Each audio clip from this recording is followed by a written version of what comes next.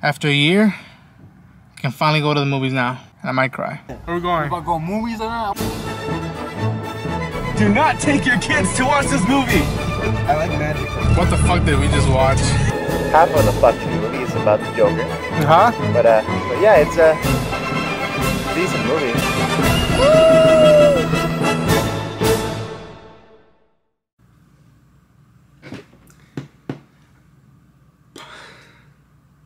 Holy. I just got back from watching A Quiet Place Part 2. First time going back to the cinema since the pandemic. It is an excellent film, and it's a hell of a film to go back for the first time to the cinemas. And it's a great sequel to a great film, first film. The first one that came out 3-4 years ago. The pacing is well. The score is amazing. The cinematography is just as good, if not better, than the first film.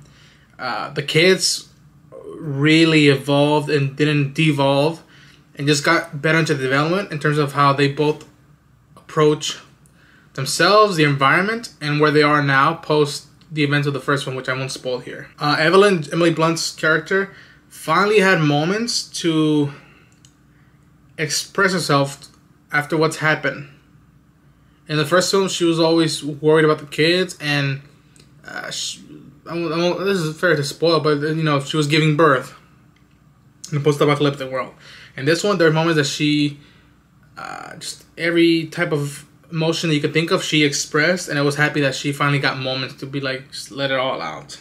It was great seeing Lee, John Krasinski's character, back even for a brief moment, and Emmett, the character of Cillian Murphy, is phenomenal. I mean, Cillian rocks it again. To me, the way I best sum up this film is that if the first film is about family and love, the second film is about community and hope.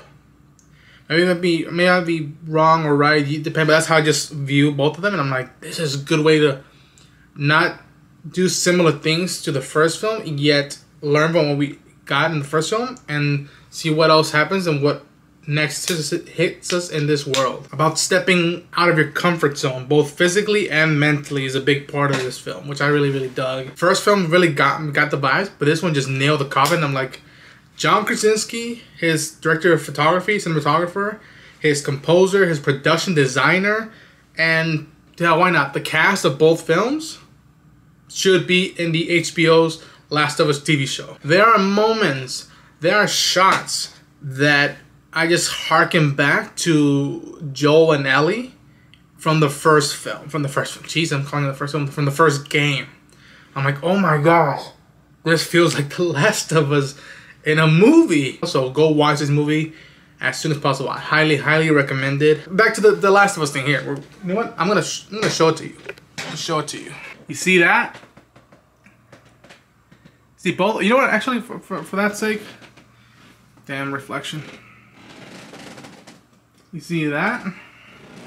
See those two? John Krasinski, his cast, and his team behind these past two films should be involved in the HBO TV show as soon as possible. It'd be a waste and a loss if they weren't, and somehow, even for an episode or two, just put them in. Wow, man. Wow. But yeah, that was my review of Quiet Place Part 2. It was great being back in the cinemas in a safe way, at least for me. I won't speak for the whole auditorium that I was in.